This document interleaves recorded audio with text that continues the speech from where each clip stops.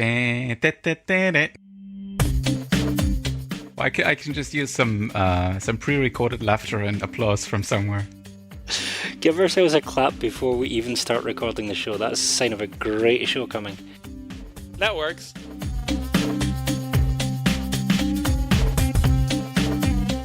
It does feel to me like my IQ goes up 10 points when I put my glasses on. Careful, you put the glasses on. Then there's no way that I can possibly make a mistake. This is literally what I always think, though. Honestly, I'm always like, should have got a haircut, should have worn something different, should have done this. Yeah. Let's do some podcasting, people. Stop it! This is a professional show! Right, that's exactly what I'm trying to do. Come on, you can do it. Right? I love it so much.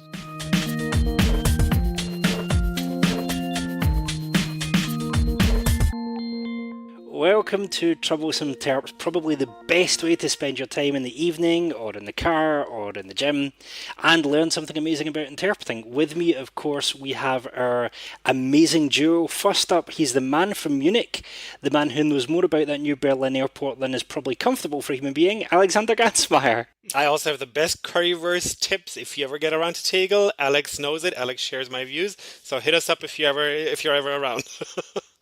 And we've spent the early part of this recording talking about how incredible his work is, making the podcast sound amazing. He is the author, the founder of The Drex Effect, our one and only editor and master of ceremonies, Alexander Drexel. Thank you, and good evening. It's good to see you. And before we move on, I need to get a shout out to everyone who is actually listening to this in their car driving through California, because as everybody knows, there's a lot of driving to be done in California. So it's good that you're listening to us, and please drive safely. Yes, in your Teslas. We don't want any Troublesome Terps related road incidents, cause of accident. Funny podcast. God, no. So on this episode we have... Oh, actually, Alexander's going to do this intro, but I'll do it anyway.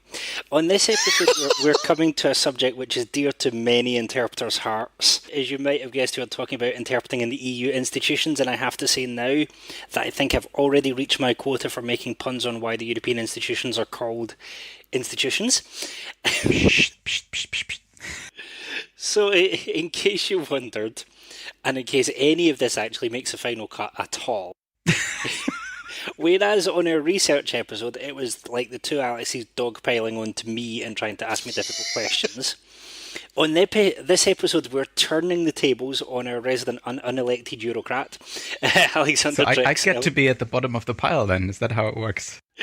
Yes, we get to cross-examine you and make you go through hustings, which always sounds like huskies to me, I don't know why. We get to ask you all the sorts of difficult questions that people will be asking MEP candidates at the moment. The hard-hitting facts, that's right. So we're going to just lay it on you and hopefully get something out of you. Well, it's going to be something, yeah. Yeah, one thing that really does surprise me is that there seems to be kind of like, not quite Chinese walls, but there seems to be a separation between the interpreters who work in each of the institutions. Yeah, we'll get to that. Those who do the summit aren't necessarily those who do the Council of Ministers, and the number of times I've been told off by interpreters who work for the Commission for suggesting that they might actually end up going near Parliament at any stage. Yeah. It's kind of like you have your own tribes, and I think you also have two separate DGs, two separate Directorate Generals to manage interpreting in the European institutions. I have to get my terminology right. As we've probably mentioned on earlier shows as well, there is an interpreting service in the Commission. That's SCIC, or DG Interpretation. That's where I work. There is one in the Parliament, which is currently called DG Link, I think. That rhymes. Nice. And there is an interpreting service in the European Court of Justice, which is very specialized because you basically need a lot of legal training on top of your interpreting training to be able to work in those meetings. The interesting thing, though, is that if you're a freelance interpreter and you're accredited for the European Union, you get to work for all three institutions, in the same way, basically, whereas the officials only get to work for one institution. There's an asterisk as well, but never mind. That's the easy bit. And Sure, we'll get into that. we also have a strict separation between translators and interpreters, because just given the nature of the work, there's no point in mixing and matching it. So interpreters interpret and translators translate. That's it. How much communication is there between the translation sections and the interpreting sections? Because I imagine that your work could often overlap where, a term is coined by an interpreter that might not be there before, and then it has to go to terminology to be settled on what term you're going to use. And it would make sense to have some kind of communication between the translation and interpreting sections to actually get consistent quality from both. Is there any such communication? Yeah, there is, and I think there's more of that than there used to be in the past. I mean, I can only speak for the Commission, but I suppose that it's sort of similar in the other institutions as well. So what happens is, for example, that we have joint training courses sometimes where we can both attend, and you get to converse with them. We sometimes have joint events or joint conferences, or interpreters will go to the big DGT, so digital translation events. So, for example, the big conference that is always in the autumn, which is called Translating Europe, I think. So you attend each other's events, and of course we work a lot with the documents that are translated by the translators, because we prefer preparing meetings in several languages, and for that we use the translations that are already available for a new directive or regulation, for example. And in terms of terminology, I think it mostly works the way that we use the terminology that is done by terminologists and translators, because they're real experts in terminology, unlike interpreters. And of course, there's a certain amount of sort of ad hoc terminology, but that usually stays in the meeting. I think we can also contribute to IATE, so the big terminology database of the European Union, but I would assume that it's not a lot. I think most of that comes from DGT or from the translators in general. Well, I mean, it's one thing I don't know if terminologists actually take account of, but certainly I take account of when I'm preparing a term list for a meeting, is how easy a term will be to say at high speed while you're interpreting. I don't know about you two, but if I have a choice between two terms and one is a tongue twister and the other one is 3 syllables, I'll take the 3 syllable one every day, just because it's going to be easier to say when I need to. Yeah.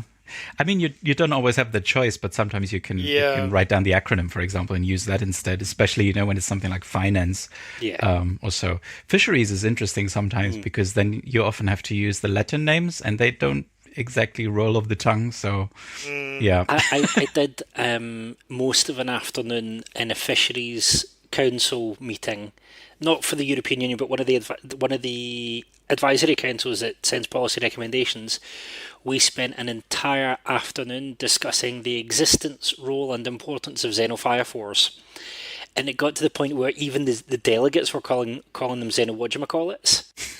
So, of course, nice. If they're calling them xenowhatchamacallits, when you're going into French, you're going to call them xeno n'importe quoi. That's what you do as an interpreter. As you do.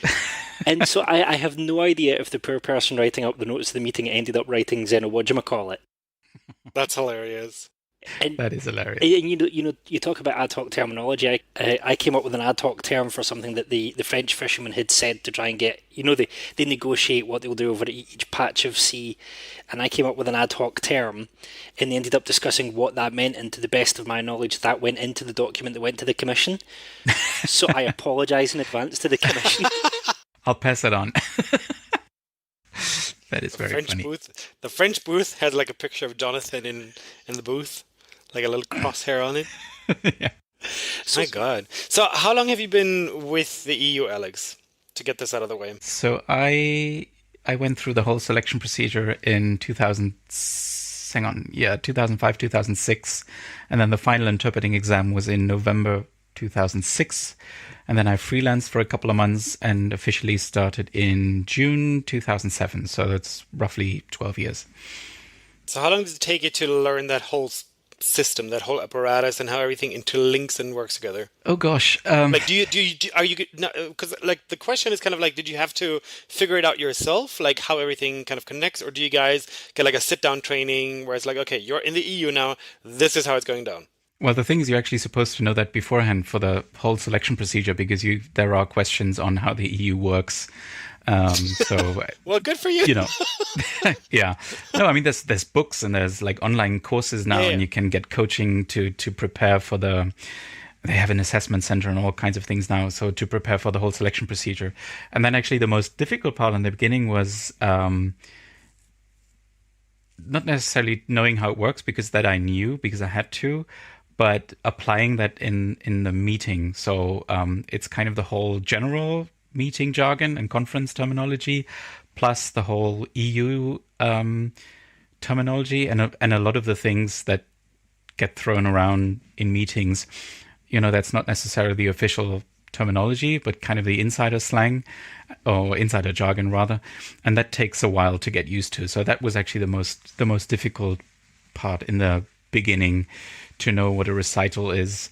It's not a concert, and the whole procedures and the details of the procedures. So that was tricky in the It would beginning. be really great if they could require people standing for MEP to have that same knowledge of how the thing actually works.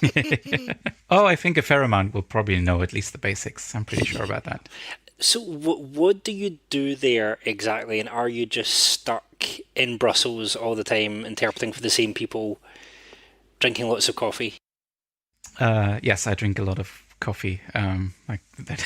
No, no, I'm not just stuck in Brussels. I mean, most of my work is here. As an official in the interpreting service of the Commission, I work not only for the Commission but also for the Council of Ministers. We also work for the European Council, so we are at the summit as well. We work for smaller institutions like many of the EU agencies, for example. So we basically cover everything apart from the European Parliament and the Court of Justice. That's kind of the easiest way to explain it. And a lot of those meetings take place in Brussels, of course, all the working groups, commission meetings, committees, and so on and so forth. But we also travel a fair bit. So, for example, the colleagues working at the Parliament, they go to Strasbourg every month. They go on mission too. Going on mission, means going on a trip for interpreting and going somewhere. So it's basically a business trip, but we call it a mission from the French term mission. And also, it sounds much cooler than business trip. Yeah, some Going on a people say mission. it sounds a bit like a Secret Service Of thing. course. I never got that, but A it total works for James me. Bond vibe going on there. Yeah, exactly. I thought that like an interpreter going on a mission meant that you had to like jump on a speeding train and disarm a bomb and No, make I have people just- slow While you have down. me duel in your hand going like, and this is only the lunch break, ladies and gentlemen. I have jumped on trains, but it was not for interpreting. Anyway, Cut the blue The wire. whole Cut the blue backstory. wire. yes, Oh, there is. Jesus. Coming up in a Troublesome Terps special episode, why Alex Drexel jumped on the train. Was Jumped it the on the Drex train. effect? Who Yeah, knows? possibly. We don't diffuse bombs, but sometimes we have to get through, tricky technical situations. Political or things like bombshells that. is what you drop? And yeah, there you go. political and diplomatic details, I guess. Yeah. But I think the bulk of the work is actually in Brussels. Yes. This totally isn't in the show notes and probably won't make the final recording, but as freelancers, we all know that feeling of when you metaphorically defuse a bomb in a meeting Oh yeah. by realising that someone's put their foot in it and probably doesn't realise, and if you interpret it just this way, it will stop everyone trying to kill each other, and you might get paid. Do you ever have to do It's that? dead. Because everybody's dead. Not literally dead, but anyway. but do you ever find yourself just smoothing over things, or are you kind of? Because I know court interpreters are sworn to just say it as it's said. Yes. Yeah. Are you on the same norms? No, not the same norms as legal interpreters. But I mean, what does happen is just slips of the tongue, getting a number wrong, and those are things that you might as well just correct, quote unquote, correct. But the thing is that we mostly work with delegates who are very used to working in this sort of international context, working with other cultures.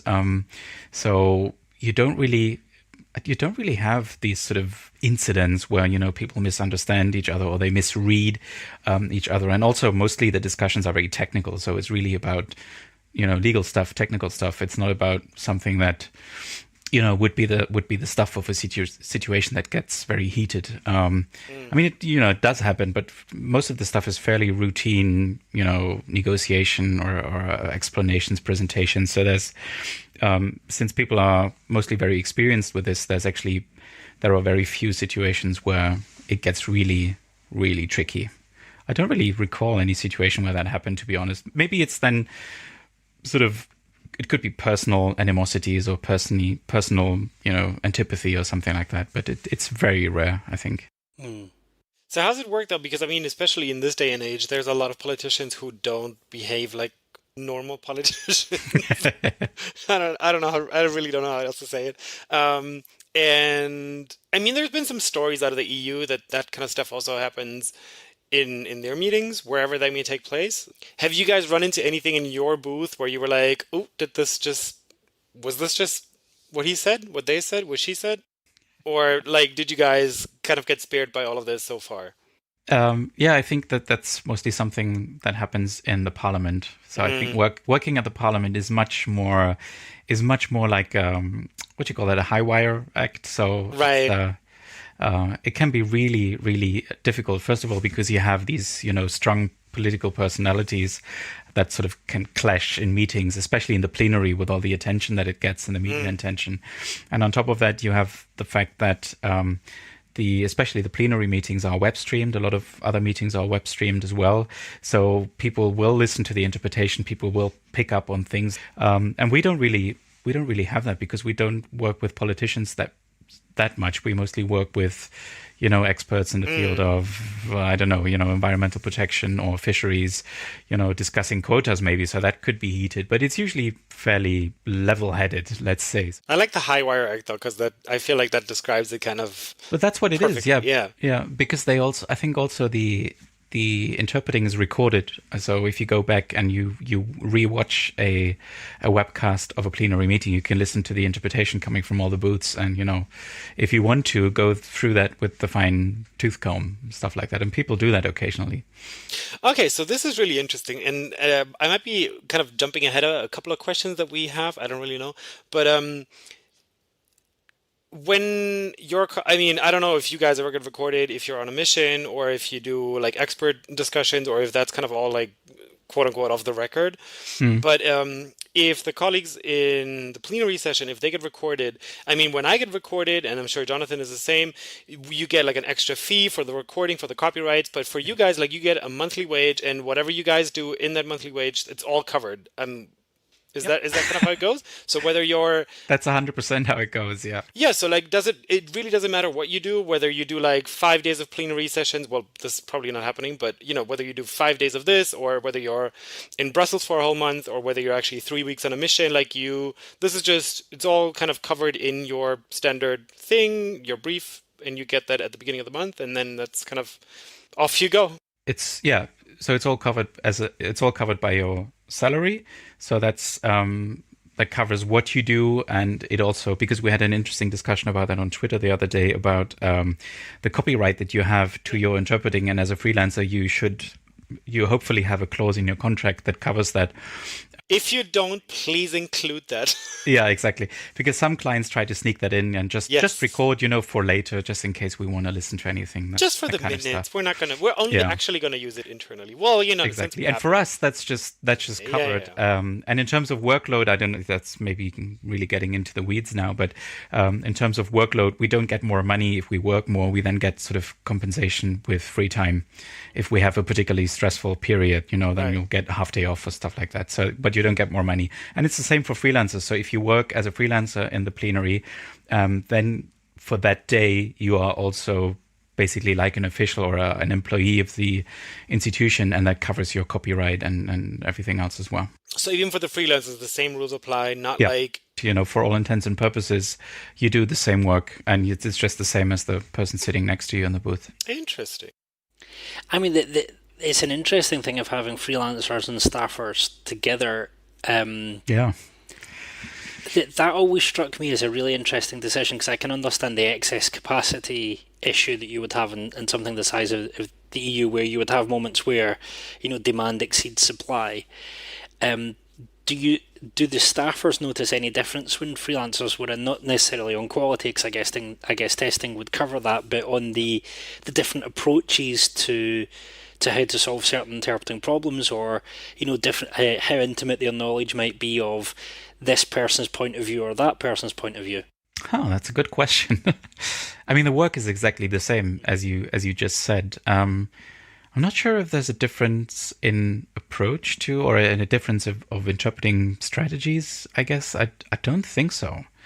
Because the truth is that many of the freelancers who work for the institutions work a lot for the institutions, so you know how they work. And as you said, the accreditation test covers that, so you would be at the same sort of level of quality as a staffer. Yeah. Yeah, and then even I would just assume that if you are a freelancer seeking out work at the institutions, you'd be kind of inclined to those topics, like you're interested, you're kind of keeping up with politico.eu or whatever it is. No, I'm just saying, you're interested in the subject matter, just like you, I don't know. Makes it much easier if you're interested in it. It does make it a lot easier, just like I'm reading like a bunch of I don't know, tablet, computer chip, whatever blogs, they probably read the same stuff, so they probably are kind of up to scratch. But that's really good. Yeah, so that's really interesting. And I think, so you've already said that if you're a freelancer, you can still work for the EU, you can still get a decent amount of work for the EU with the accreditation test, which I guess, I don't know if we want to spend too much time on the accreditation test, but it's kind of infamous. It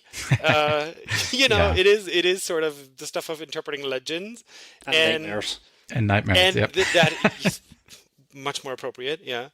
So if you could just give a really short rundown of what it entails. And then there's obviously also an interpretation, an actual interpretation part to it. Maybe just some details on that, what they want to see from you there.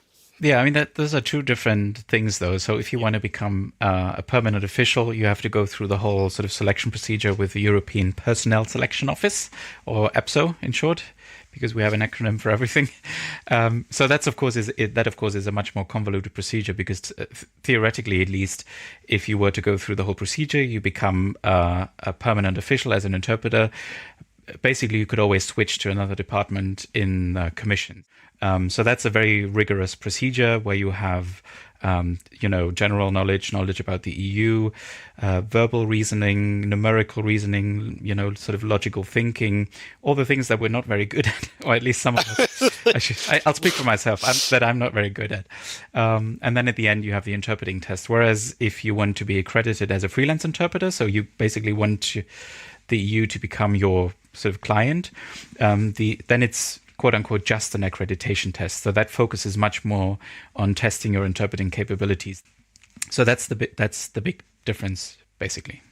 And yeah, I mean, you said the accreditation tests are a little bit infamous. That's true. But I think what many people don't realize is that the accreditation test is actually a lot of work, i.e. also cost for the institutions, because of course we have to make colleagues available from the respective languages to be on the jury. Sure. So to prepare everything, to select the people that we want to test, to invite them, speeches have to be written, to be given to the candidates to interpret. We have to book the room. All these things cost a lot of time and money. So of course we want to make sure that people actually pass. We run the accreditation test because we need new colleagues. We're not doing that for fun or to sort of put people down or criticize them. And that's what maybe sometimes people don't realize all that much. So we really have an interest in having new colleagues.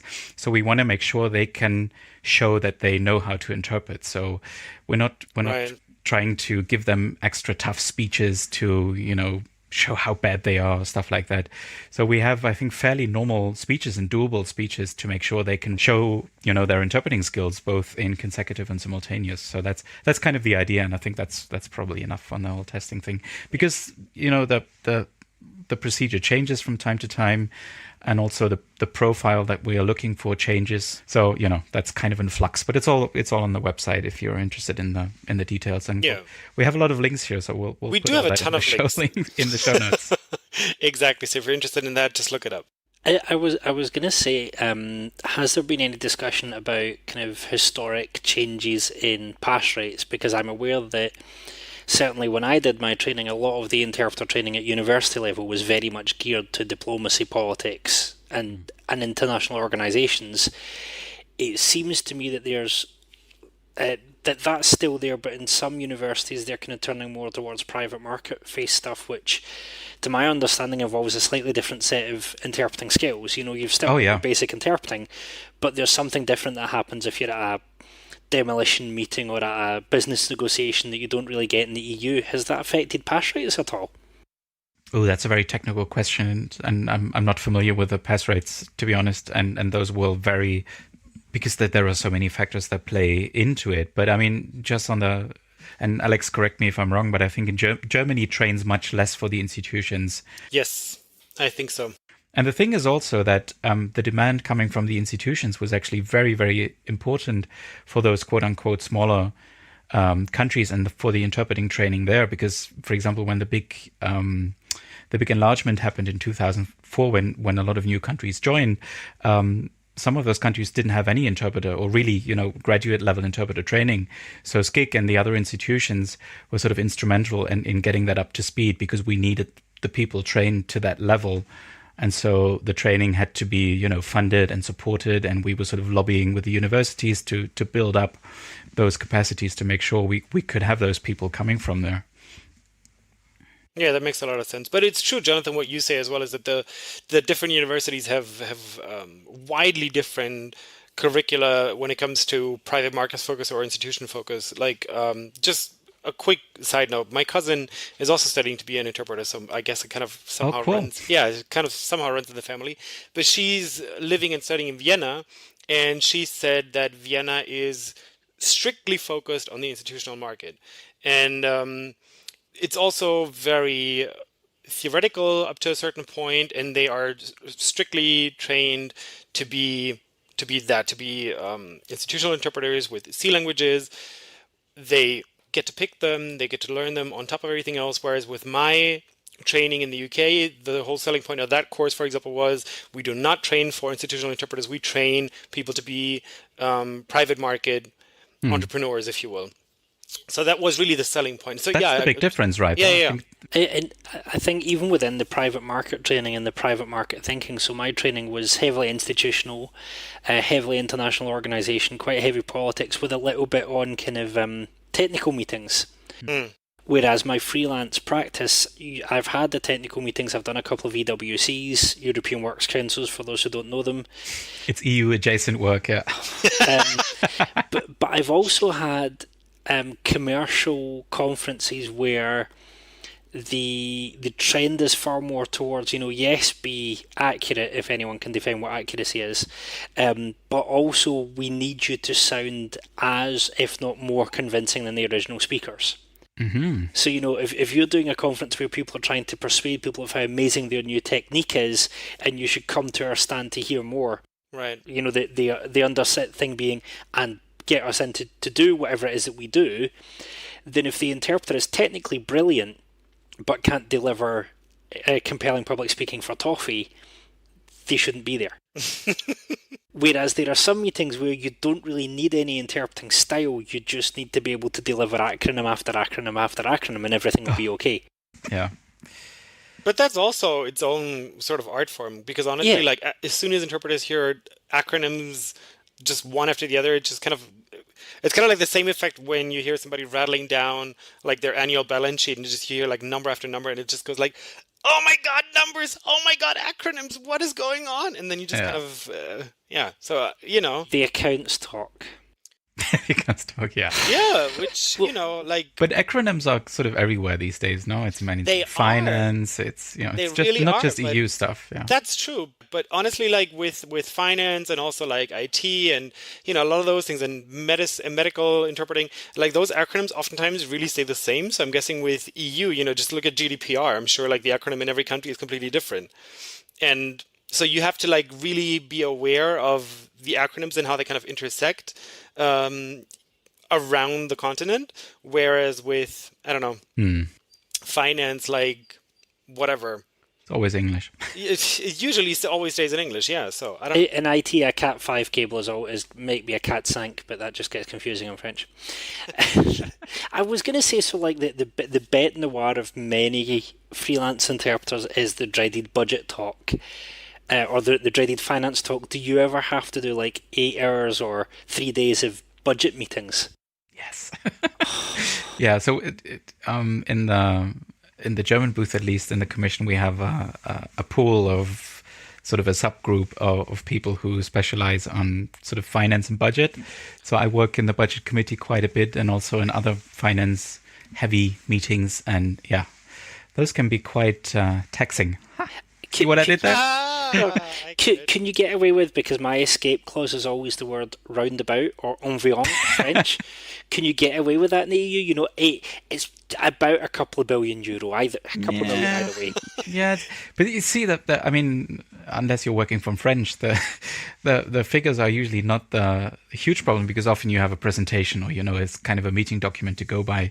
But it's really also the budget terminology, and how the whole thing works, and all the budget cycles, which is often even more difficult than the figures. Wasn't the Belgium French anyways like non or something? I There, heard that there are a few French tiny is differences. so much better Yeah. than French. I'm going to lose about 1,000 listeners now. Yes. But so Alex, because we already covered the freelancers starting work for the EU. Now, you as a staffer, as a full-time staffer for the EU, Yeah. would you be able to take on any freelance work? Like if I said I have this amazing automotive conference in Brussels, Alex, are you free? You can. No, I'm not free. All right. No, I have only one master, and that's the European Commission. And we'll just leave it at that. Yeah, no, Oh, I mean goodness. there's really not much more to say. It's Yeah. a no, and that's it. No, I can't do any freelance interpreting on the side. So, say for example, I mean, there's two questions leading off of that, but the first one is, say for example, the EU were to implode and disappear in a mist somewhere. How many Perish the thought. would your let's just say, rather than how many, would your average staff colleague thrust into the welcoming bowels of the private market? Would they be comfortable there, or would they look for, is there another institution that I can go for and get the same kind of interpreting environment? That's a good question. I don't know, to be honest. I mean, that's probably a question that you have to ask each and every of the 500 or so of us, and I think you get a lot of different answers. I think we have a lot of colleagues who are very passionate about interpreting and really really love the job, so they might go somewhere else to be able to keep interpreting, and others would probably appreciate staying in the institution and doing something else there, because there's plenty of very interesting jobs in the Commission or in the Parliament, say. So you'll get a lot of different replies. And to be frankly, if you're asking me, I don't know. I would have to think about it. But I think that is the question, is that so I'm banging this drum at the moment about how interpreting is interpreting no matter where you do it, who you do it for, which setting you're in. But a lot of people, even amongst interpreters, seem to have different personalities that are attracted to different environments. And also, I think different people's family situations as well. So you might get some people who say, my other half wouldn't want to try to survive for 5 minutes in a city that has as many interpreters as Brussels does. Imagine the noise level. It's not that bad, You don't really see them in the street, It's not Just like, hear them ooh, that's an wherever interpreter. you go. You just take up all the coffee shops at the end of every day. There's a lot of other people there as well, The other question that comes off of the whole idea of you have one master is, what's the process for work allocation, and do you ever have the right to say, okay, this meeting's come in for the sake of my conscience or for the sake of whatever, I would not feel comfortable doing that, please can I be reallocated? That is a really good question, and I have so many follow-up questions. Yeah, I'm just going to explain how it works, and I'll keep thinking in the back of my head about the whole conscience thing. Yeah, I mean it's a big machine that we're working in. So what happens is that when a Commission Directorate General or a council working group decides to have a meeting, and many of those meetings happen on a regular basis anyway. So there's a lot of routine and repetition in there. But yeah, we have departments or units rather in the service that sort of accept these requests for meetings. We have an IT system where all of that is managed, so where you can capture sort of the size of the meeting, the languages that are required, where it takes place, and all of that. And of course, usually the demand is much higher than the supply, both the supply of interpreters and also the supply of available meeting rooms. So there has to be what we call arbitrage, so a decision process, a waiting process that needs to take place where you decide which meeting can go ahead with which languages in which room, basically. And there's a little bit of flexibility because, maybe there you take away the Polish booth and there you add a Dutch booth or something. So there's a little bit of wiggle room there. But once that happens, then we basically have two different teams. One team is called the planning unit, and the planning unit is always in charge for the current week, basically, because there's a lot of changes also sort of during the week. Meetings get cancelled, meetings get shortened from a full day to a half day, or the other way around. They get prolonged from a half day to full day, that kind of thing. So they take care of that, and they take care of the ongoing week and making sure all the interpreters are where they're supposed to be.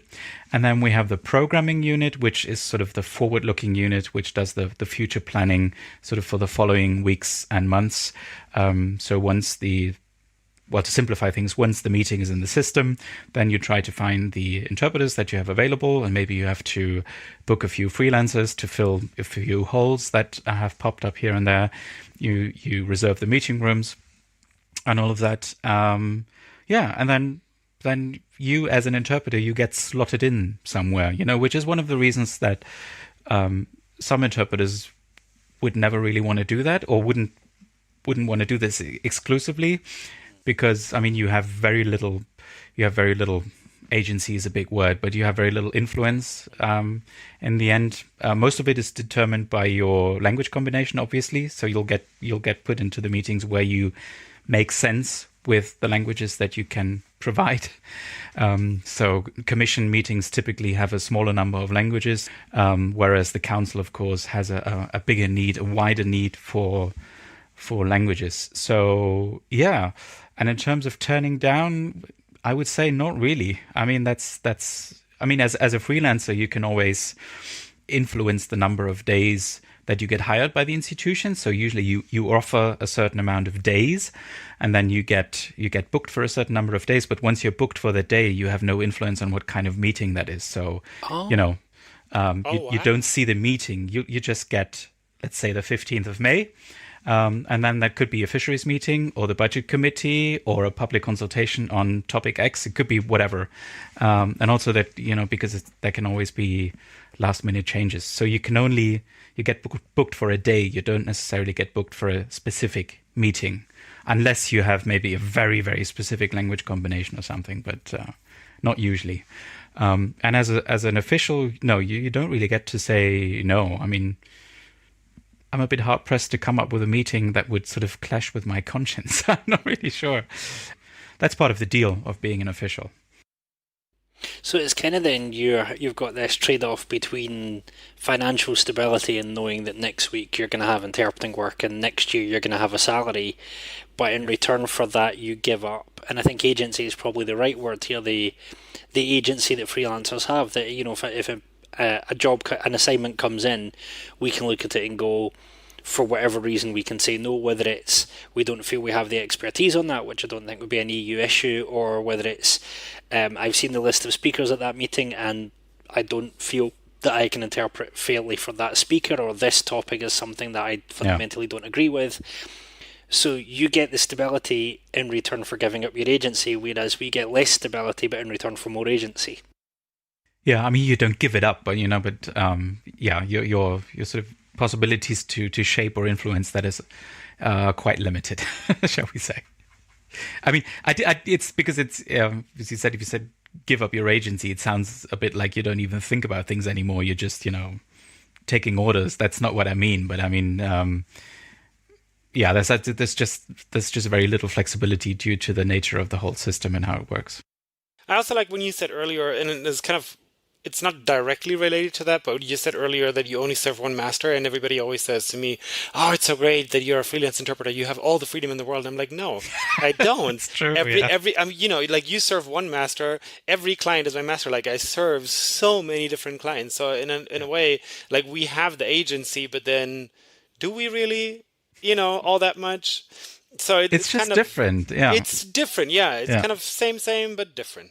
It's one of my favorite Basically. things. Yeah. I would say also those of us who build interpreting teams, there's this weird trade-off that happens. I don't know if you find this, Alex, where if you're building a team, on the one hand, everyone looks to you because you're building the team, but on the other hand, you're serving the team because you have to ensure that the rates are right, you have to ensure the conditions are right, you have to ensure the equipment's right, and so you have pressures from both sides. You have a client who wants a quote of Totally. a certain amount, and you have interpreters who, and you would love to give them more, and you're kind of you're actually everyone's servant rather than anyone's master. Yeah, 100%. I fully 100% agree to that. Yeah. But we have a similar concept. So what we have is the head of team. So in every meeting, there will be a head of team. And of course, if I'm head of team, I don't get to pick the interpreters that are on the meeting. But I'm basically not really their boss, but I'm more of their advocate in a way. So I have to make sure, for example, that the meeting president sort of sticks to the rules that exist. So, there needs to be a lunch break of a certain time, and the morning session can only be 4 hours maximum, that kind of thing. So I have to make sure that the working conditions are respected. I have to make sure that all the colleagues get their documents in the booth, and that kind of thing. So, yeah. It's not exactly the same thing as a consultant interpreter, but the idea is similar. So this brings up a very interesting point because, they always say interpreting is a flat profession, and to a certain extent that's true in the freelance market. Do you guys in the institutions, do you guys have any way of kind of advancing up the ladder, the career ladder? Like, is becoming the, I don't know, the chef de keep, the organizing interpreter person in charge, like, is that kind of what everybody aspires to, or like is that basically a rotating system, everybody gets to do it at one point? How does that work? Yeah, I mean, the whole head of team thing is not really something to it's not To aspire to? yeah, no, that's not what I mean. It's Who not wants a to do that? distinction or like an award or something. It's just Right. something that comes with the job. So you can be there for maybe not 2 weeks, but because the planning unit will know, this is a very junior colleague, so we won't bother him with this task, and so you'll pick a more experienced colleague. Just for practical reasons. But Right. no, overall it is quite flat because, I have colleagues who have been doing this for 30 or maybe even longer years, and they do the same meetings that I do. So because there are so many meetings, and there isn't really a lot of hierarchy. I mean, some meetings are more prestigious than others. I mean, of course, it's nice to be working, at the summit at the European Council or for the weekly meeting of the commissioners. But apart from that, there isn't really that much difference. I mean, which Okay. is something that I like, but it can be Yeah. frustrating to others because some people really like, having this sort of this career path in front of them, and the only thing that change basically is the salary over time. That's about, and then maybe after time you get to evaluate your colleagues or stuff like that. But it's mostly small things. There isn't a huge difference. And I think this is kind of what both attracts people to interpreting and puts them off, is that you can be doing, I don't know about Germany, but in the UK market, you can be doing a prestigious meeting from the Scottish Parliament one day, and 3 days later you could be in a muddy field with your welly boots on doing some truck stuff. I'd imagine you don't get the same range of mud to cultural summits, but do you get that range of some meetings are really prestigious and the press are all there, and the next time you're in a small room off a corridor somewhere trying to help people in fisheries decide on quote, it's, you go from the sublime to the ridiculous at all? Oh, I get mud all right. So, I mean, that's kind of specific for my case because I have active English. So I work German, English, English, German, and that means that I get to go on mission quite often in Germany and Austria for inspection trips, for example. So that will be commission inspectors inspecting, accounts, books, records, that kind of thing. But it can also happen that you have like a food and veterinary inspection for, animal welfare or plant protection. And then you really go, into the action, as it were. So I have actually been walking around in fields, measuring parcels. I have been to slaughterhouses and looking at hygiene and stuff like that. So, but that's rather unusual. Most of it really happens in these fairly hygienic meeting rooms. What is it about the EU and slaughterhouse? I was talking to an EU translator not so long ago who said that he was building a de facto specialism in slaughterhouses. Is like 50% of EU work about killing things? No, it's not about killing things. It's just about enforcing the rules that are in place for reasons like BSE and, all that kind of jazz. So what does a typical day look like? Is it the equivalent of, having a 9 to 5 office job? Pretty much. No, that, as I said a couple of times now, there's a fair amount of routine involved because, I get my program for the week.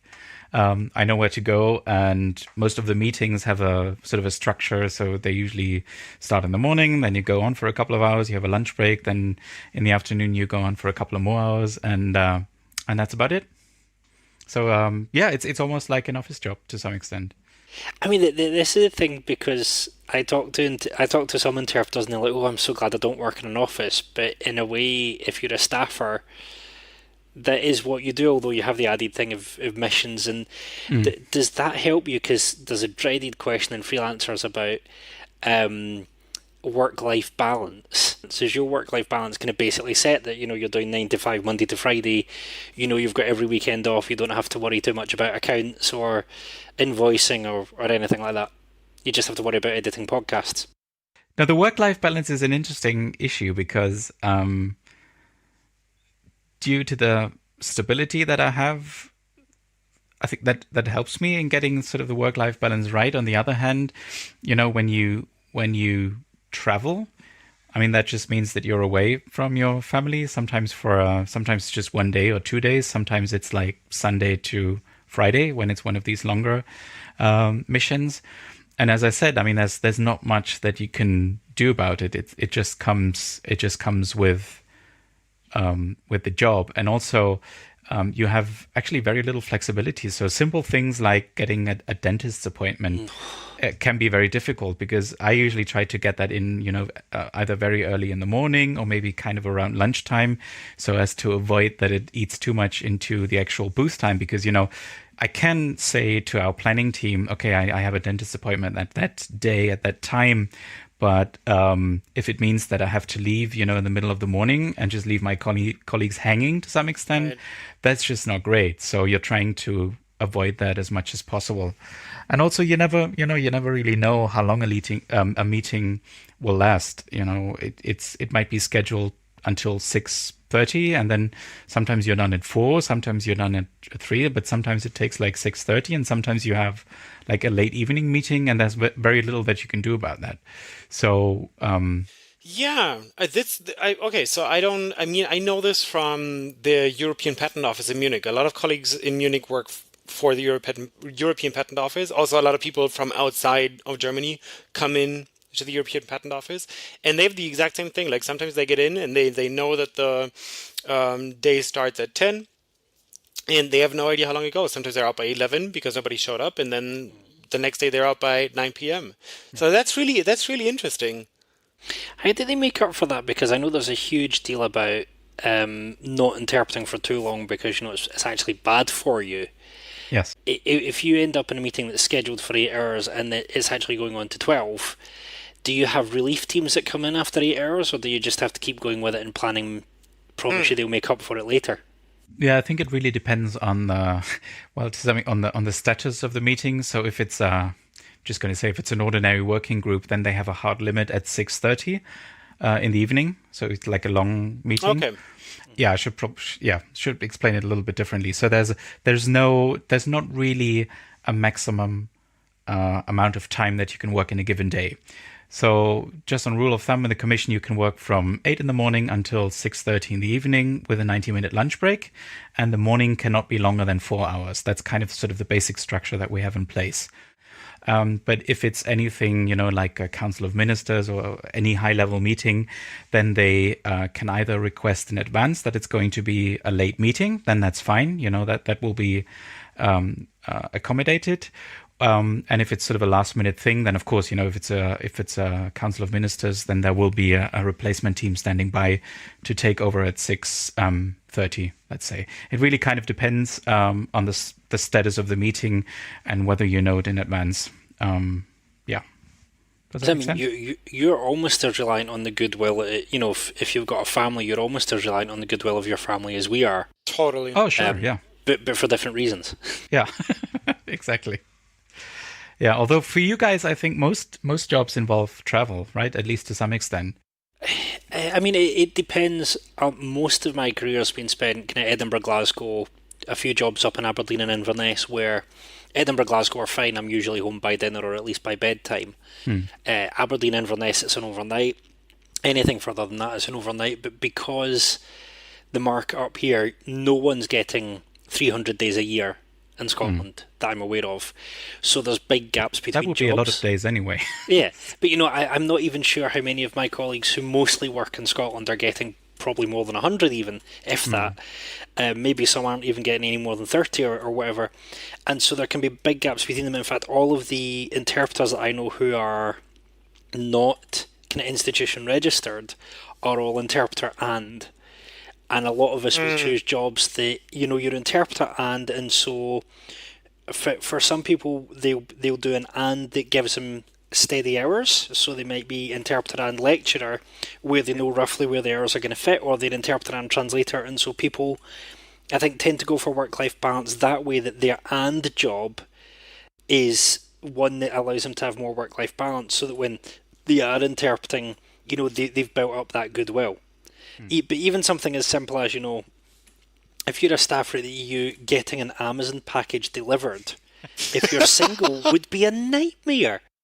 Because, hardly anyone give you times, and if they do give you times, you get, it's between 8 a.m. and 6 p.m. It's yeah, thanks. But that's the same for everyone who has a job that involves going to an office or a factory, just pick it up at the post office on the weekend or something. We have, some of our kind of petrol stations now have Amazon lockers that you can have it delivered to and go and get it there.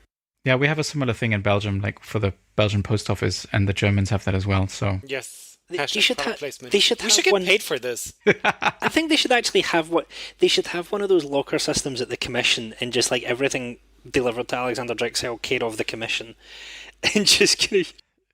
Oh my god, a colleague of mine used to have that though, because a complete side note, she used to work in a carpet factory and they had an Amazon room where all of the packages were delivered every day, and by the end of the day, that room was nice. Bursting at its seams. Yeah. Every day. It's crazy. No, she showed me a picture once. It was crazy. Yeah.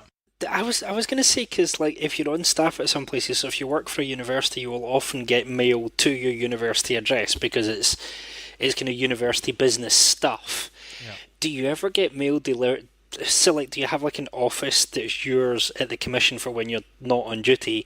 And do you ever get mail delivered to you, care of the commission? I do get mail, but maybe once or twice a year. There's not much mail anymore these days. But those are our fan letters, Jonathan. Yeah, exactly.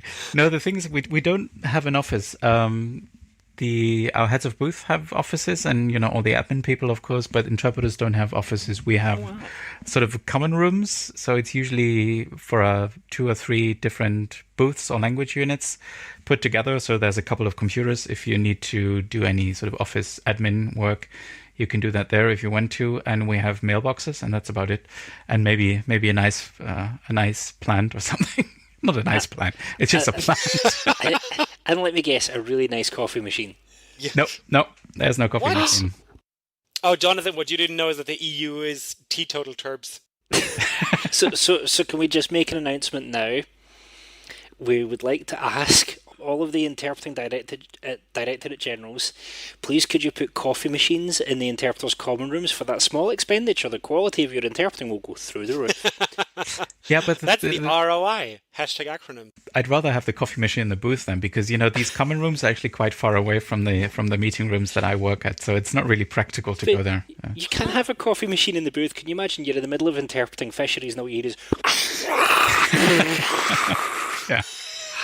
I said a latte macchiato, not a cappuccino. What are you doing? What are you doing? Oh yeah, because no interpreter's ever precious about their coffee. Yeah. No, that's not a Oh my thing. God. Oh, Jesus Christ. All right. So moving on from coffee machines, because we have more questions to get to, people. So obviously the EU has, I believe, 24 languages at the moment that are being interpreted in and out of, give or take. The 24th is Irish, so there's not a lot of interpreting in and out of Irish, but it does exist. 23 and a half. All right. So when I was a young interpreter, an even younger interpreter, I should say. That was a time was. Yeah. Oh, it was a long time ago. I can still remember. But I was basically told to not even bother applying to the European Union unless I had at least two working languages besides my native language, and to not even bother if the language combination was any combination of German, English, and French, because everybody did that. So I know that obviously you have a lot of other languages going on as well. Tons, guys. You didn't know. Tons. Alex has Countless numbers of language. 11 dozen C languages. Yeah. He even speaks Dothraki. I don't even like Game of Thrones, but that's another discussion. Yeah. So. Yeah, let's not even get into that. But can I just say really quickly, a quick side note? I saw an interview with the CEO of Duolingo yesterday on CNBC, and he was saying that more people learn Klingon from Star Trek and Dothraki from Game of Thrones than learn Gaelic. That's unfortunate. Should be the other way around. Yeah, I didn't really know what to make of that, but I thought it was a very interesting side note. So here's the random fact of the day for you guys. Yeah. But so the question is, how did you go about learning all these languages? Because I'm sure you didn't come in there with your Romanian and Dothraki fluent. So how did that work? Well, let's just leave the Dothraki aside for a while. But I actually did come in. I actually did come in with all the languages that I have right now. But cut, break, rewind. No. But if you're interested in how the language learning works, yes. Yeah, I mean, people of course add new languages while they are on staff, and there are basically two different ways. So one is you can just follow a language course, an internal language course in SCIC or in the Commission, certainly for the sort of bigger languages like Italian, Spanish, German, English, French, Dutch, and so on. And another possibility is that you get what we call a training voucher. So you get a fixed amount of money, like a budget, and you organize your own training. So you can get a private teacher, you can take classes, do a Skype coaching, that kind of thing on your own time. And then there are also possibilities to go abroad, to go to the country where you study the language for a while and just, be in the country, maybe go to the university, follow a few lectures, that kind of thing. So there's a system in place to help people add new languages because, especially the big languages like German, English, French, Italian, Spanish are always in demand and they're not going to go away. And to some extent also this, quote unquote, smaller languages. So there is a system in place for language learning and also for other training courses on the actual topics. So we regularly have training courses on, budget terminology, how agriculture works, what the latest developments in fisheries are, new topics that come in, like maybe in the field of environment or transport. So yeah, and usually those training courses happen in what we call slow periods. So when there are fewer meetings than usual and people are, easier to take out, as we say, take out of the program. There's a funny thing in our in our sort of scheduling system when you have a day of leave or something where you're not in the booth, it says not available for programming or indisponible pour la programmation, which is kind of funny. Yeah, there you go. So you are all androids. I was Yeah. wondering about It's that. Yeah, the it's Terminator is true. real. Do you have It's like true. space on your weekly or monthly schedule that's set aside for you to keep, adding a language or learning more, or is it just, they wait until you're not as in demand and then you can learn stuff at that point? I mean, it's always easier in slow periods to sort of, uh, give you some time off for doing stuff. Sometimes for very technical meetings, you can get sort of study time, études document. So you get some time if you have like a huge amount of very technical documents to prepare for a meeting. Sometimes you get time off for that. But otherwise, usually we try to organize it in a way that it's as, not as disruptive for the normal interpreting work. That's really cool. I like that. So, how many people take Esperanto language courses? Probably zero. Just kidding. But I mean, the thing is, as well, is that there's been a big discussion. I have a Tumblr account. If anyone remembers Tumblr, it was like Tumblr is the site where you always have to confirm that you actually want to see the site before you get there, right? No, yeah, that's actually the site like hosted by Mr. Tumble. That's the one. Nice. And that's my one per podcast. oh boy. And people say I'm the punmeister. So Tumblr is kind of like imagine Twitter, but with 3 times as many rants and 10 times as many memes. There was like a big discussion on linguistics Tumblr about how we shouldn't talk about whether some languages are more useful than others. And from a linguistics point of view, from a kind of sociology point of view, I get it. But if you're an interpreter and you want more interpreting work, we're businesses. You kind of have to be a little bit mercenary and go, well, actually, okay, I'm going to be spending time in this country, I'm going to learn the language, or, oh, look, I can see that, for instance, I would say interpreters training now, if you have any European language, I would say it's a very, very wise move at the moment to look to add either Russian or Mandarin.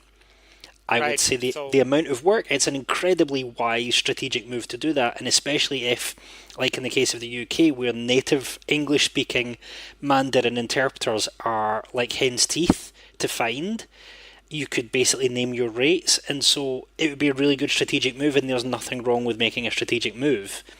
Do people in the do interpreters in the commission look ahead and go, okay, I foresee there might be a lot of work in, or are there some languages that aren't the big ones that are still deemed more useful?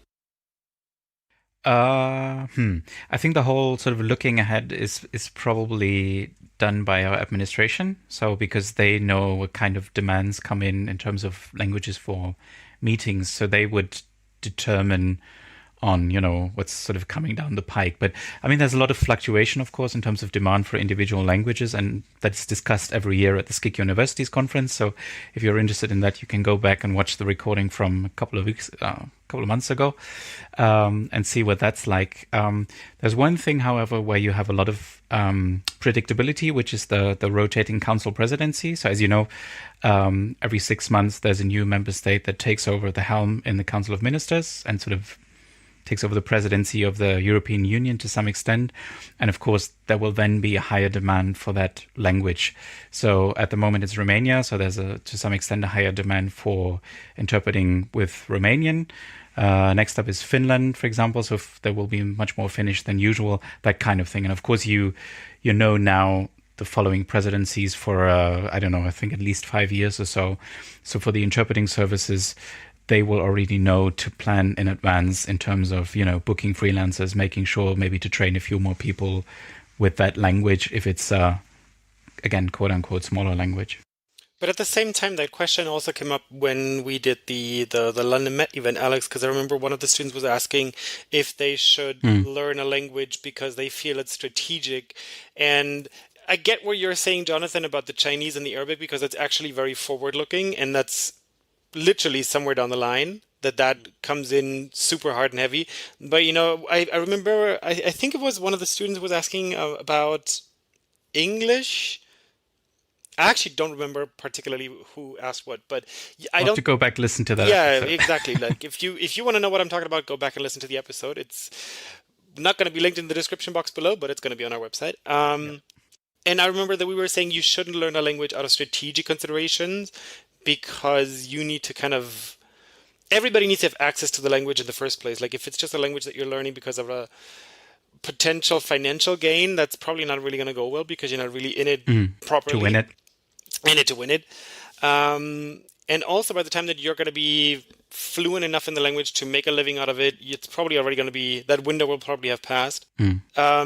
So I think that's a difficult thing to kind of recommend to people. And definitely don't learn Dothraki because Game of Thrones is now over, so that's done. It's done. Yeah. Yeah.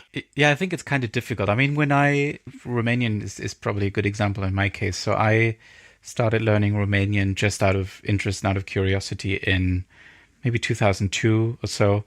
And then, initially the plan was for Romania to join in 2004 as well. It took them a couple of years longer. It was in 2007 then in the end. But I mean, it was kind of foreseeable that there would be demand for interpreters with Romanian, not only Romanian A, but also Romanian B and C, or C in my case. So since I already was in a Romanian course, it kind of made sense to sort of, take it up a notch. Double down. Double down on it, exactly. But overall, I have problems with sort of recommending languages or making strategic choices because I think it's becoming increasingly difficult. And, for Russian and Chinese, for example, on the other hand, that there are a lot of, Russian interpreters who also have very good active languages like German and English, for example, and the same for the Chinese. So I'm not really sure if it's really that strategic a choice because it does require a considerable investment for a European to learn Mandarin, I think. Russian, maybe, I think it's a really interesting one because, the ideal is always to learn the language because you're passionate about it. And the realism is that a lot of interpreters could get passionate about just about any language. And it's a case of, there was Inger Mewburn, who runs a blog for PhD students, was talking about how sometimes passion drives ability and other times ability drives passion. Oh, I like that. And so it's an interesting one that you could, I would say, kind of geopolitically speaking, I can't see Chinese being an unimportant language for a long, long time. And I think I wouldn't want to put people off and say, okay, you're learning a useless language, unless it's Dothraki or Esperanto. But if you're learning a language that has very few speakers or isn't used a lot in business or in conference interpreting, then maybe your future lies in another form of interpreting if you want to interpret with that language. Sure, that's an option, yeah. But then on the other hand, if you're thinking, I want to be a conference interpreter, I already have two languages and I'm really passionate about learning another, I would say there's no harm in going, well, what resources do you have? What do you see geopolitically or commercially? In looking at all the factors together before deciding. It may not be as useful. This is the better way to say it. This should probably go in the final show. It may not be as useful for a conference interpreter to add Esperanto or Dothraki, but for someone who's a community interpreter, it may be very, very good to add Pashto or Urdu. Agreed, because there's such a, and so it really depends on the situation. And I would say there's nothing wrong with looking at geopolitics and commerce and saying what are not the 5-year trends, because by 5 years you might be ready, but what are the longer kind of 10-year trends? What are the patterns that look fairly well established that you can say, well, actually, it's likely that the European Union will still exist in 10 years. It's likely that China will still be a big force in the next 10 years. It's likely that Japan will still be an economic force in 10 years. Those languages are going to be big. Right. But at the same time, I have to disagree with what you said because I don't believe that all interpreters could be passionate about any language, because I've personally experienced that I could be not passionate about a language that I actually did learn because it was in my school and I was not passionate about it. So on that note, notice I said can, not are. That's true. You're right, completely right. So a little kind of admission here. When I left high school thinking, well, that's the last French lesson I will ever do. And within 3 months, I was in a university course doing French. And this is the thing. So, I have learned through time to be very, very careful who I take advice from. So, don't take advice on your future as an interpreter from people who don't necessarily have industry knowledge. I nearly stopped trying to be an interpreter because I listened to two people who had zero knowledge of the industry who told me something that was true, when I was in first year in high school, but wasn't true by the time I'd finished. Yeah, so don't listen to other people. Do listen to us as well. Only God, listen no, to please don't. influencers. On a monthly Don't listen basis, to that is. us. Do listen to every episode is what we Yeah. mean. Oh, Of course. just Yes. But absorbing it going back acoustically. to Jonathan's French lessons, Alex, how do you keep your general skills sharp besides languages? Wasn't that an elegant segue into our next question? No, it wasn't. Totally. Oh, Totally non-obvious. Yeah. How do we keep our skills? Well, we have training, as I said. So we have, especially during the summer when there's less going on, we have a lot of training courses for both terminology, also for topics, as I said. So these evergreen topics like fisheries, but also new stuff that keeps popping up for when we expect sort of new commission proposals. Then we get briefings for that as well. We also have, what else do we have? We have training for technology stuff. So I do a lot of that. I have tablet training courses. This summer, for example, we have new ones. which you host. Which I host, yes. You should say that you don't have tablet training courses. You Yes, hold I tablet training courses. hold Tablet training. training courses. Yeah, but I just in as a way of saying that this is available to colleagues Right. working in SCIC. We'll link that in the description below. Yeah. Woo. What else? Yeah, and in terms of sort of interpreting skills, stuff like that, you can of course do your own sort of deliberate practice, I guess. So not necessarily just working in the booth, but that's more I think an individual responsibility. So I know a few colleagues as well who, for example, work with interpreting students. There's quite a few in Brussels as well. So they go to practice groups, they give speeches, they give feedback. And of course, when you give feedback to a student, it's kind of sort of a two, what do you say? So it's not a one-way street, but it's kind of an interaction. So you get feedback as well. And you can, of course, ask your colleagues for feedback as well and have discussions, for example, on a difficult speaker or stuff like that. But the actual sort of interpreting skills, that's more a personal responsibility. For note-taking, for example, I still do a fair amount of consecutive, but some colleagues never do consecutive. So there's actually very little point in keeping your note-taking skills up to scratch when you never use it. So that's Right. kind of difficult. So I have a question.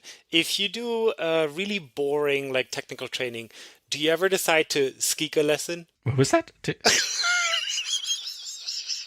Was that an Jonathan attempt got at a it. pun? No, or that's what? fine. He was trying to do a pun on skeek and Oh, Skip. Jonathan got it. Oh. I didn't even get a chuckle out of Jonathan. Oh, I'm so much. Can we just explain there is one pun master on this podcast, Yeah, okay. I think this and has people are trying to rise to. been... Man. Yeah. I am der Punmeister.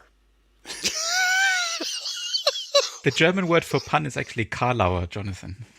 Karlauer. So you would be Herr Karlauer Meister. Herr Dr. Karlauer Herr Meister. Doctor. It's almost like the I'm Kellermeister, gonna which go is to sort of bed. Good night. the wine cave master. It's the Kellermeister. Man cave master. Wine cave. Oh, wine cave. That would be the Kellermeister. Alex, are you okay? Totally not. Okay. Maybe one or two questions. I think we're nearing the Oh, yeah, I'm done. saturation point or whatever. I was going to say, we when you're a freelancer, if you get some awful speaker, and I think the other Alex will agree with me once he kind of calms down a little bit. We need to start doing some calming music over to him. I think the other Alex will agree with me that one of the great things about freelancing is if you get a really boring meeting or a horribly boring speaker who's always given an afternoon slot, I have no idea why. And there's always the one where you're about to fall asleep anyway.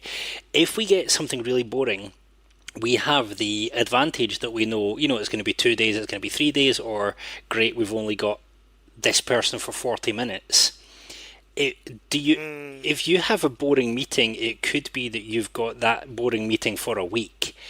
How do you cope? And do you ever get bored with speakers and go, please, no more of them? I mean, very rarely have 5-day meetings. So maybe sometimes we have 2 days, but that's actually kind of rare. What happens is that a meeting happens on a sort of a monthly basis or a bi-weekly basis or something like that. But you just do your best. I mean, what are you going to do? You can, when you go home, you complain about it, or you sort of badmouth with your colleagues during the coffee break. Far away from the delegates, ideally. But not much you can do about it, right? It's just. Has it ever happened to you guys when you go home and you complain about the most boring meeting you've had, and then the person you're talking to just looks at you and like in complete and utter lack of understanding of your actual struggle in life, and you're just like, it was so hard, it was so boring. I think you may need to educate a partner a little bit more, because my wife is actually quite understanding. She knows, Yeah. she knows what it's like. Then again, my wife is an interpreter. I was just going to say, she has the inside knowledge from within the booth. Sure.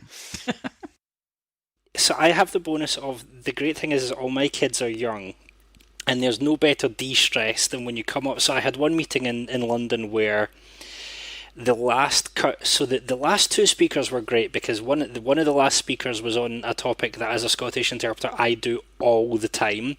So I could have done his speech for him. And the very last speaker, apart from the chair's closing address, was on the de facto specialist subject of my booth mate. So we'd finished on a great day, but during the speaker before the two easy ones was the definition of boring and the definition of difficult. It's fine when they're boring and easy, but when they're boring and hard, that's annoying. That's a tricky mix, yeah. I came back from that meeting.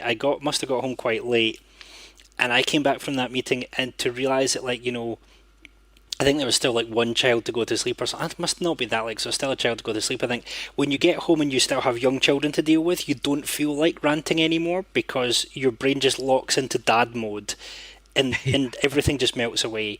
And if you've had a stressful day, the best thing I've found is to lie on the carpet on your front and just let your kids walk all over you. Yeah. I don't need relaxation therapy. I just need to lie on the carpet and let my kids storm all over me. Although, at least my son, he's almost a teenager now, so that's getting a little bit difficult. It's a deep tissue massage. Don't be it's very deep tissue. Don't be like that. That's a trip to the osteopath. It's a fair point. I mean, sometimes when you get home, you get a few minutes to sort of decompress and sort of switch modes, and then it's back to bedtime routine or dinner or whatever, and then you just put it aside, and then usually once you get back, relate. I feel the same way. When I come home and then about it. And then James is here, and we uncork a nice bottle of wine, and we just lay on the carpet and look at it. It's like the same. Yeah. Yeah. Okay. Can I just say, Alex G, you've just volunteered for bedtime? With a bottle of wine? No. Can we explain what it's like to put young children to bed? It's the best with thing a ever. bottle of wine. Every child is always happy to go to bed, and they won't argue with you. And that's how it goes, right? I heard that all the time. Totally fine. All of the friends that I have that are it's parents. Easy. It's never stressful. Honestly, you just give them an iPad and you put on Bob the Builder, and that's it. You're good to go. Screen time before bed, young man. Jo, wir schaffen das. Well, do you know one thing that would be really good to end with, because everyone talks about, the institutional stuff. I think it'd be nice to end with, because I don't know about Alex G, but I made a deliberate decision at one point that I wouldn't go through the whole thing of adding another language, and that I would be I would be a private market interpreter. And the more my career goes on, the more I'm favouring that, to the point of shocking institutional people by saying I don't really want to do 90% institutional work. Yeah. I think it would be good to talk through our thought processes and what type of environments suit what type of interpreters. There's two things going on. So I believe personally that there's a different environment for different kinds of interpreters, and the more I talk to interpreters online and at conferences, the more I realise there are some interpreters and even some translators who would rather be employees than business people.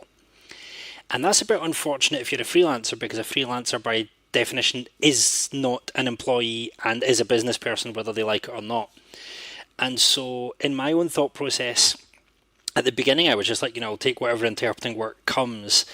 But, maybe I might have to add another language. I didn't add a second foreign language at school because I didn't really get on with the teaching of the other languages for some bizarre reason. And I realised how much effort I'd put into learning French and thought, do I really want to do that again? Well, I have to now. But then the more I did interpreting, the more I realised that when it came to things like AGMs and procedural stuff, and with the exception of fisheries, the kind of policy stuff, I got frustrated because the interpreting that I was doing felt like it was going into the ether. And, I don't like that feeling when you finish a job and you say to the rest of the team, did anyone understand what happened? And everyone goes, no idea, but the clients were happy anyway. And then I realised that I was much more happier in the kind of technical conferences where you can see people are learning, in the kind of very commercial, we're trying to sell product stuff, and in the negotiations. And also in the press and PR stuff. So although, if work comes, I'm not going to say no if it's an AGM or an EWC. The work that I'm trying to win at the moment is the leadership stuff, the commercial stuff, the PR stuff, the sales stuff, because that's where I feel that my skills are best used, and it's the jobs that I enjoy most. And so there are some interpreters who, I met an entire kind of interpreting consultancy recently who specialises in EWCs. And so I think there's maybe slightly different temperaments or slightly different backgrounds or passions with different interpreters that draw them to, some interpreters love a good EWC. I would rather have a press conference. I mean, let's leave aside whether there is such a thing as a good EWC. That's a whole other question. But, I wouldn't know. So some interpreters love a good AGM. I would rather have a live webcast from the Scottish Parliament. And so maybe, would you say that there is a kind of temperament thing going on, that interpreters' favourite jobs tend to align with their temperament, or is it just, passion follows skill? They start doing a job and they realise, well, I'm getting a lot of AGMs for toiletries companies, so actually I really enjoy that because that's what I'm getting. I think there's really something to that, though. Passion follows skill, because I've been doing a lot of management stuff, whatever it is, like a supervisory board meeting or like a town hall with management presentations, and I'm feeling that I enjoy those things more and more now, but it might also be because I'm doing them more and more. So, like you kind of get used to the style of presentation, the sort of topics that they do. But at the same time, I've realized that, I've been doing this job for a minute now. I'm not saying that I'm not saying that for any particular way. Not to brag or anything. Yeah, not to brag or anything, but I'm not doing it since yesterday. But I still feel like in my mind, and I'm aware of this sort of strange thought pattern, I still feel like I'm sort of glamorizing the EU work in my mind because I've never done it. I've never worked for the European Union in any capacity. And so that's still on my bucket list to this very day, to like at some point say that, yes, I've worked for those hallowed institutions, whatever it may be. At the same time, though, I'm working for, and again, this is not to brag, this is simply a factual statement. I'm working for supervisory boards for billion-euro companies that probably also shape global political decision-making. Mm-hmm. And I don't feel like that's, like, I don't know, like in my mind, there's still like a gap in terms of the glamour of the job, kind of the importance level, maybe. I don't know. It's kind of weird. I love doing the jobs that I do, but at the same time, there's something aspirational as a freelancer, as in my position as a freelancer, about the European Union. I don't want to work there as a staffer, as a full-time, because I honestly think that at this point, after the years of freelancing, I would be utterly incapable of being employed anywhere. As a staffer. Yeah, I'm completely useless. But there's just something aspirational about the idea of the European Union, I find. I can't really put my finger on it. Yeah. Yeah. So what drew you to go for the European Union rather than freelance, Alex? Was it a kind of temperament thing of you like order and organisation and kind of predictability, or was there something else going on there? To be honest, I've never really thought about it all that much, but I think I think it wasn't the stability and the order and the sort of structure, because I didn't really know about that back then. I think I did glamorize as well quite a bit, because at the university where I trained in Leipzig back in the day, we didn't have a lot of contact with the European institutions. In fact, almost none whatsoever. So it was very far away and seemed sort of mythical almost. I think for me, it was really, yeah, I was always very much in favor of the European cause, if you want to call it that, or the European project, and the whole idea of, countries giving away some of their sovereignty, or pooling it rather, to, to improve things just in general. So I think it was really just that, and I may have done something that is not interpreting in the EU as well, simply because I'm convinced of the whole thing being a good idea, just to put it in very simple terms. But then, I mean, just the way that I got into interpreting, it just turned out in the end to be a good thing, because I didn't really want to become a conference interpreter because I had seen it in a movie or something. I was just, I was good at languages, and that was about it. And I sort of happened to move into interpreting, and it's quite similar with the European institutions. I think it just seemed like a good idea, and I tried it, and it turned out to be something that I really enjoyed. So I think that's what happened. I mean, it's really interesting because my earliest memory as a child is watching the Berlin Wall fall down, and then the first time I ever saw interpreters where there were two interpreters on stage doing kind of like a sentence by sentence consecutive at a Christian youth conference in Germany, and I think from there I developed this picture of the interpreters being the people on the stage, the people that people were listening to, and so from that point of view, the invisible interpreter thing always kind of passed me by, and that now that I'm working more in commercial stuff, and you always talk to the client over coffee breaks and stuff. I remember talking to you once about the relationship between the interpreters and the institutions and the people you're interpreting for, and you seem to be suggesting that it was quite distant. I would find that hard because as a freelancer, we have coffee breaks with them, we have lunch breaks with them. The likelihood is, in fact, I see no problem with the interpreter going up at coffee break and saying, you're talking about such and such. Could you explain what the such and such does? Because there's always going to be something come up that wasn't in your prep. But I don't believe you can do that. At the commission, can you go up and kind of catch someone at coffee break and say, could you explain to me this thing, or could you go through what you were meaning by that again? Well, you probably wouldn't do that during a council of ministers or the weekly meeting of the commissioners. But if it's a normal working group, that would be fine. I think we do in fact sometimes go in and if there's a sort of a very specific question or I think it's a bit different if it's one of those sort of ritualized sort of regular events in Brussels. Maybe not so much, but certainly if you have more of a one-off conference where you actually have coffee breaks. That kind of thing, then it's much easier to get in direct contact with delegates. And there are some differences as well between, again, the quote-unquote bigger and smaller languages because, for example, the Maltese colleagues or the Estonian colleagues, there's a much higher probability that they actually know the people who are the delegates because maybe they studied together or, they've worked together in some other capacity. So... so there's maybe an even more direct contact, but it's not frowned upon to talk to delegates. And in fact, sometimes delegates will even come to the booth and, just say hello and, thank you for your work. I was just curious to see what the booth looks like, that kind of thing. It doesn't happen every day, but it does happen. So it's much more relaxed now, I think.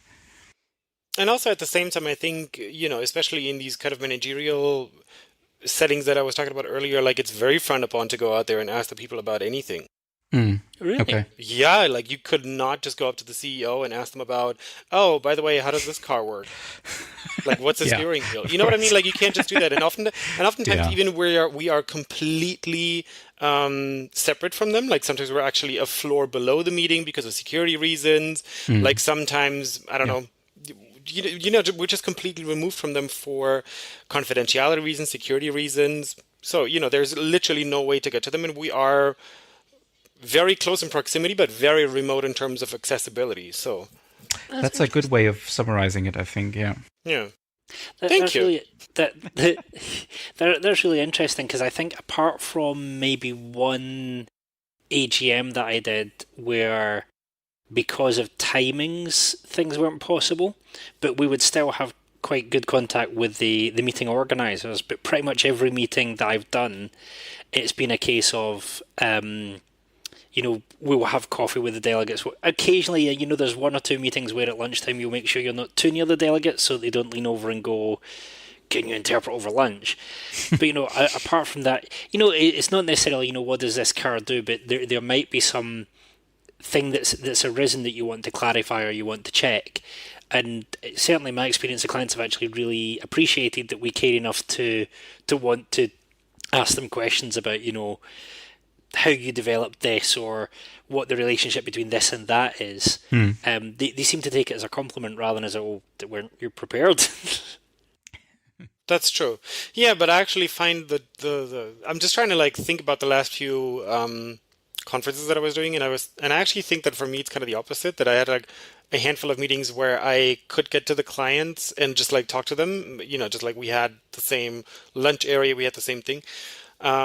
And for example, any AGM that you were just saying, any AGM that I was doing, we're completely removed from them. They don't even see us. They don't even know where we are.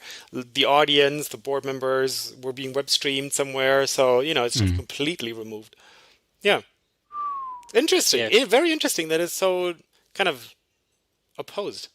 I think it also depends. So, most of the AGMs that I've done have been for kind of lobbying groups, and they have a different, or associations lobbying groups have a different, I think have a different way of working. In fact, I was at one technical conference that was set up by an association, and the guy had everyone in the room doing these kind of Amy Cuddy power poses to make them feel strong and whatever. The power pose. You do the victory with the two hands up, the victory pose? No, it was kind of standing with your arms out wide to the side and your legs as wide. In fact, if you stand like this for 15 seconds, it changes the physiology of your body. I've been told many, many times at conferences. And you will have more power. But he actually came up. So one of the local organisers who was going to do this came up to us and came into the booths and he went, might be difficult for you to power pose in here, as if he was expecting us while interacting to be doing Amy Cuddy power poses, and we're not in the plush EU booths. I don't know about you, Alex. We're in the mobile booths that are the equivalent of IKEA flat pack. Yeah, they're about the size of my first apartment. If you stretch your arms out too wide, you give your booth mate a black eye. Yeah, it's very true. Yeah. But anyway, that was a really fascinating episode. I think it's probably the deepest that we've gone into a subject of that depth for quite a while. Quite possibly, yeah. I found it absolutely fascinating, and I'm really glad that there's more to institutional interpreting than having to be institutionalized. And doing lots of did it again. One per episode. And doing lots of tests. I'd heard so many scare stories about the EU accreditation test that it did sound like, they made people go over, army-style assault courses and interview them about their parents' history and are you a member of any dangerous political organisations? Well, I can just say that it's been great to get those questions from you because it's always nice to be able to reflect on what you do every day and just sort of see it from a often completely different perspective. So that's been nice. Thank you. It hasn't persuaded me to join the EU, but it was a lot of fun. It has persuaded me to try and get myself invited to Translating Europe Forum or the Skeek Universities Forum. If anyone's listening, I'm always open to free travel.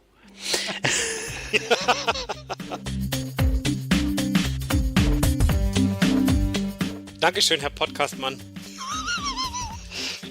Herr Dr. Podcastmann. Ja, wir schaffen das. Wait, my wine glass is not big enough for this conversation.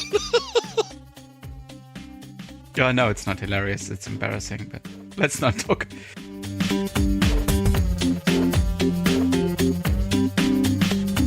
Well, there's two Germans here, so, what do you expect?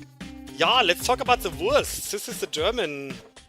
This is the first episode I've ever recorded. Oh, I like that.